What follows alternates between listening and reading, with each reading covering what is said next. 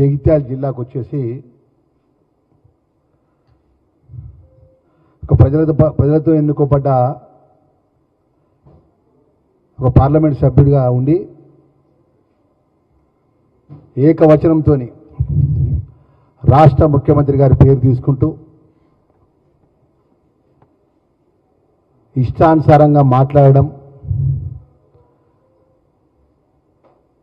నరేంద్ర మోడీ ప్రధానమంత్రితో సంబంధం ఉన్నదని మాట్లాడడం,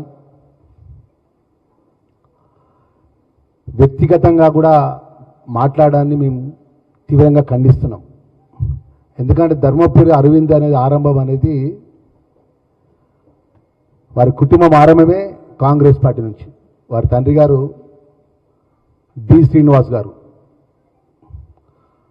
అక్కడి నుంచి రాజకీయ జీవితాన్ని కానీ మొదలుపెట్టినటువంటి ధర్మపురి అరవింద్ గారు వచ్చి నోటికి ఎంత వస్తుందంత మాట్లాడుతుంటారు.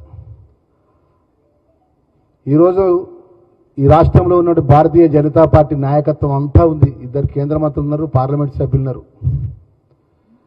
మీ అందరూ ఉండగా కూడా రాష్ట్ర ముఖ్యమంత్రిని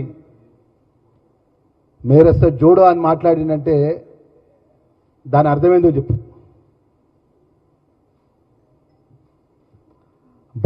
బలమైనటువంటి నాయకుడిగా ఉన్నటువంటి రేవంత్ రెడ్డి గారు ఒక సామాన్యమైన జీవితం నుంచి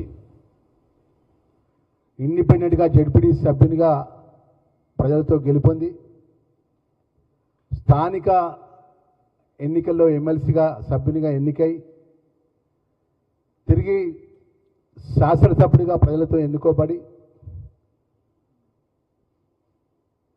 తిరిగి పార్లమెంట్ సభ్యునిగా ప్రజలు ఆశీర్వదించిన తర్వాత అఖిల భారత కాంగ్రెస్ పార్టీ నాయకత్వం రాష్ట్ర పిసిసి అధ్యక్షునిగా చేపట్టినట్టు సందర్భంలో మీరు భారతీయ జనతా పార్టీ సంబంధించిన మీ పార్టీ 2014 నుంచి ఈ రాష్ట్రంలో అధికారం నుండి కేసీఆర్ను ఎదుర్కోలేక కేసీఆర్ జిమ్మికులకు మీరు జవాబు చెప్పలేని పరిస్థితుల్లో మీ పార్టీ ఉండి 118 సెగ్మెంట్ల లోపల మీరు బలమైన అభ్యర్థులు పెట్టలేని పరిస్థితిలో ఉంటే ప్రధాన ప్రతిపక్ష నాయకునిగా ఈరోజు మాజీ ముఖ్యమంత్రి కేసీఆర్ ఒక్క మాట అనుకుంటా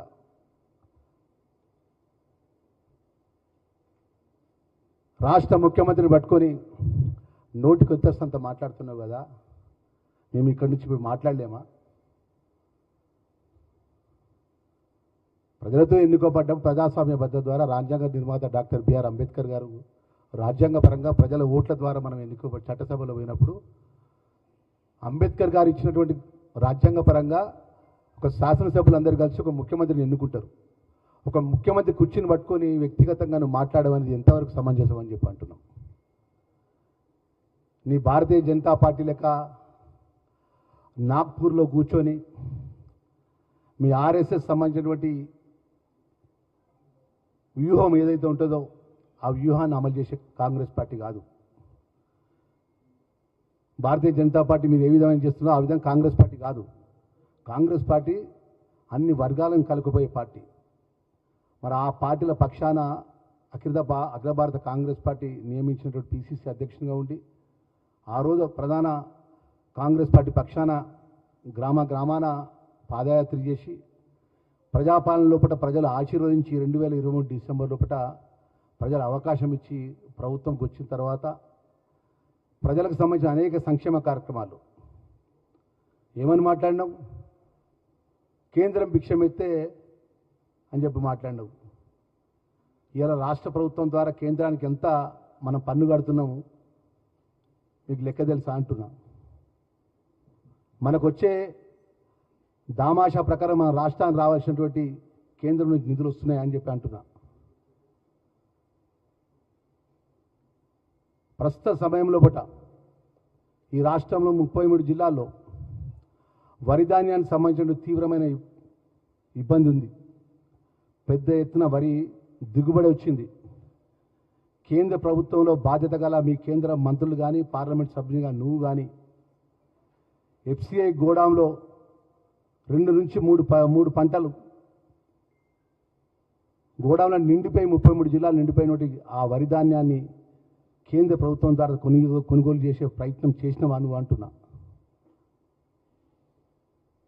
భారతదేశంలో తెలంగాణ రాష్ట్ర రైతాంగం అంతా మన రైతాంగం కాదా?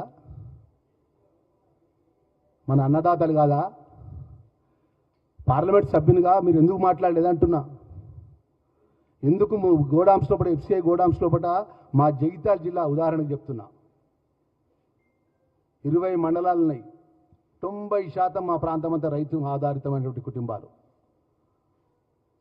2 సార్లు 3 సార్లు పంట వస్తే ఆ పంట సంబంధించిన ఎఫ్సిఐ ద్వారా కొనుగోలు చేసే విషయం లోపల రాష్ట్ర ముఖ్యమంత్రి రాష్ట్ర మంత్రులంతా పోయి ప్రధానమంత్రి గారిని మోడీ గారిని కేంద్రంలో ఉన్న వ్యవసాయ శాఖ మంత్రిని ప్రోటోకాల్ను పక్కకు పెట్టి తెలంగాణ రాష్ట్రం నుంచి వరి ధాన్యం పెద్ద ఎత్తున దిగుబడి అవుతుంది, మీరు ఎఫ్సిఐ ద్వారా కొనుగోలు చేయాలి, నిబంధనల కారణంతో మీరు దాన్ని దాటేదంటే పెడచెవిన పెట్టి పట్టించుకోకపోతే ఇవాళ పెద్ద ఎత్తున దిగుబడి వచ్చినా ఒక విధంగా ఆర్థికంగా రాష్ట్ర ప్రభుత్వం మీద భారం ఉన్నా కూడా ఈరోజు చివరి గింజ వరకు కొనుగోలు చేసే విధంగా ఈరోజు ముఖ్యమంత్రి గారి నేతృత్వంలో పట్ల ఆర్థిక శాఖ మంత్రులు అదేవిధంగా అగ్రికల్చర్ శాఖ మంత్రులు ఏ జిల్లాలో ఆ జిల్లాలో ఎమ్మెల్యేలు అందరూ కూడా వడ్ల కొనుగోలు సెంటర్ల కాడిపోయి రైతుకి ఇబ్బంది జరగకుండా దిగుబడి ఎక్కువ వచ్చింది, పంట ఎక్కువ వచ్చింది, మొత్తం మిల్లులు మొత్తం నిండిపోయి ఉన్నాయి.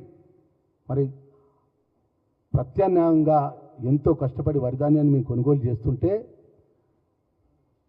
మొక్కజొన్న కొనుగోలు చేస్తుంటే రైతుల పక్షాన మాట్లాడవు, వరిధాన్యం గురించి మాట్లాడవు, మొక్కజొన్నల గురించి మాట్లాడవు. జగిత్యాలకు వచ్చి అక్కడ ఉన్న శాసనసభ్యుని పట్టుకొని నోటికి ఎంత వస్తుందంత మాట్లాడతావు.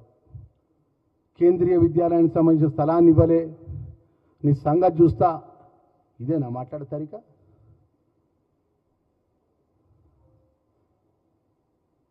ముఖ్యమంత్రి గారిని ఏకవచనంతో మాట్లాడతావు, ముఖ్యమంత్రి వారి తమ్ముళ్ళ పేరు తీసి మాట్లాడతావు. మరి ముఖ్యమంత్రి వారి తమ్ముళ్ళ పేరు తీసినప్పుడు నీ తమ్ముడి గురించి కూడా మేము మాట్లాడాలనా? నిజామాబాద్లో మీ తమ్ముడు చేసే మీ అరాచకాల గురించి మేము మాట్లాడాలనా? మేము అరవింద్ గారు ఇప్పటికైనా కొంచెం ఏది పడితే అదే మానేసి ప్రజలతో ఎన్నుకోబడ్డప్పుడు మీరు కేంద్ర ప్రభుత్వం ద్వారా ఈ రాష్ట్ర ప్రభుత్వానికి ఏ నిధులు తీసుకొచ్చిండ్రు, వరి కొనుగోలు విషయంలో మీ పాత్ర ఏంది, మొక్కజొన్న రైతుల విషయంలో మీ పాత్ర ఏంది, ఈ రైతులను ఏ విధంగా ఆదుకుంటాం, కేంద్రం నుంచి ఏ విధంగా నిధులు తీసుకొస్తాం, ఈ రాష్ట్రానికి రావాల్సినటువంటి దామాసా ప్రకారం రావాల్సిన నిధులు ఇక మేము ఇంత తీసుకొచ్చిన మా యొక్క కేంద్ర మోడీ గారి ద్వారా ఇంత పెద్ద ఎత్తున మేము నిధులు తీసుకొచ్చినామని కూడా ఉదాహరణ చెప్పండి. మీరు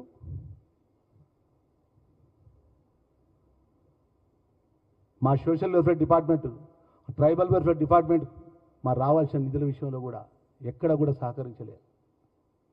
అయినా కూడా గౌరవ ముఖ్యమంత్రి రేవంత్ రెడ్డి గారి నేతృత్వంలో పట ఆ శాఖ మంత్రిగా మా శక్తి కొద్దీ గత ప్రభుత్వంలో పెండింగ్లు ఉన్నటువంటి కాస్మెటిక్ ఛార్జెస్ పెండింగ్లు కానీ, డైట్ ఛార్జీలు పెండింగ్లు కానీ, ఏదైతే అద్దె భవనాల్లో ఉంటున్నట్టు హాస్టల్లో ఉంటున్న పిల్లల యొక్క పెండింగ్స్ కానీ సుమారు 220 కోట్ల రూపాయలు నిన్న కాక మొన్న రిలీజ్ చేయించినాం. ఇవన్నీ విషయాలు పక్కకు పెట్టి వ్యక్తిగతంగా ఏది పడితే అది నోరు ఉన్నది కదా దేవుడిగా నోరు ఇచ్చింది కదా అని మాట్లాడడం అనేది ఎంతవరకు కరెక్ట్ అని చెప్పాడు అరవింద్ గారిని అడుగుతున్నాం. నేను అరవింద్ గారని మర్యాదగా మాట్లాడుతున్నాం. ఎందుకు మాట్లాడుతున్నావు? మీ తండ్రి గారు కాంగ్రెస్ పార్టీ కుటుంబంకి వచ్చిండు, మీరు కాంగ్రెస్ పార్టీ నుంచి బీజేపీలో ఇవాళ పార్లమెంట్ సభ్యులైండు. మా జిల్లాకు వచ్చి ముఖ్యమంత్రి కుటుంబం గురించి ఇవాళ మా నాయకుడు ప్రజలతో ఒక జడ్పీటీ సభ్యుల నుంచి ఈరోజు రాష్ట్ర ముఖ్యమంత్రిగా తెలంగాణ